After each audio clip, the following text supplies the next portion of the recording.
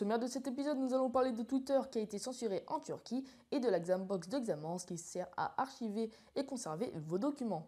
Vos documents s'entassent dans le coin de votre bureau et vous en avez de plus en plus et vous ne trouvez pas la solution.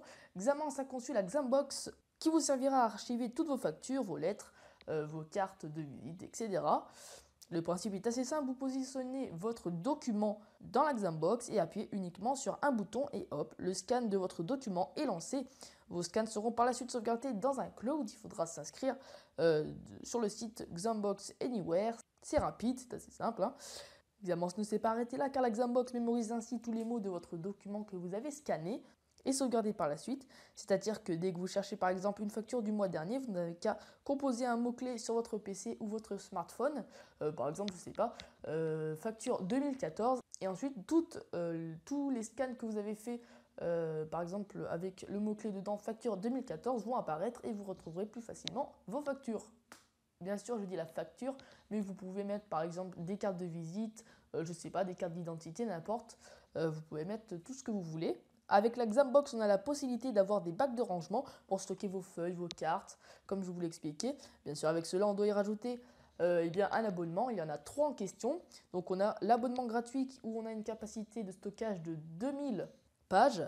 Donc, on a au niveau des nombres utilisateurs, on n'en a qu'un. On a 5 dossiers personnalisables et la taille maximale par document est de 10 MO.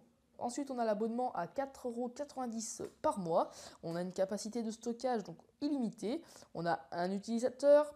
On a en illimité les dossiers personnalisables et 10 MO de taille maximale par document. Ensuite, on a le troisième abonnement qui est celui pour les professionnels. Donc vous devrez débourser pour cela 17,95 € par mois. On a une capacité de stockage de 40 000 pages, un nombre d'utilisateurs qui est 3. On a en illimité les nombres de dossiers personnalisables et 50 MO de taille maximale par document. Si on compare l'abonnement à 4,90 € et l'abonnement professionnel, on remarque que la capacité de stockage n'est pas pareille car pour celle à 4,90 €, elle est en illimité alors que celle pour professionnel est de 40 000 pages. Donc on voit bien le système un peu marketing. On a celui où il y a par exemple une catégorie qui est mieux que l'autre et ainsi de suite pour le reste. Donc moi, si j'en conseille une, ça serait celle à 4,90 € parce qu'on a une capacité de stockage en illimité. Après, on n'a qu'un utilisateur, donc c'est que, on va dire, personnel si c'est pour une personne. Et puis après, si c'est professionnel, il faut bien prendre la dernière parce qu'on a une taille maximale par document de 50 MO, ce qui faciliterait beaucoup la tâche.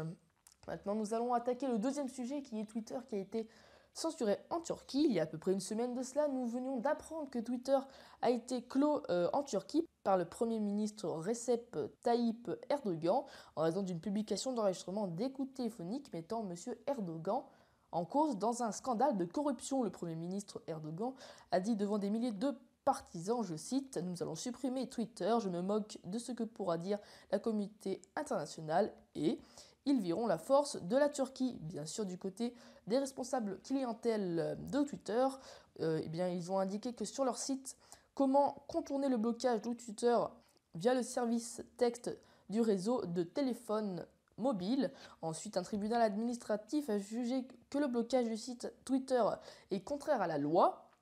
Même si elle conteste cette décision, l'autorité turque doit rétablir l'accès à Twitter. L'autorité turque a 30 jours pour s'exécuter. Bien sûr, ils ont refusé d'enlever le blocage. Mais ça y est, un tribunal d'Ankara a jugé interdit le blocage de Twitter, c'est-à-dire qu'en Turquie, Twitter est enfin disponible. Voilà, cet épisode de Tech News est enfin terminé. On va passer maintenant à l'application du jour et au jeu du jour. Allez, c'est parti! L'application du jour est ES Explorer et le jeu du jour est 2048. J'espère que cet épisode vous aura plu. On se retrouve la semaine prochaine pour le Tech News numéro 2. Pendant ce temps-là, portez-vous bien et à la prochaine. Allez, salut tout le monde!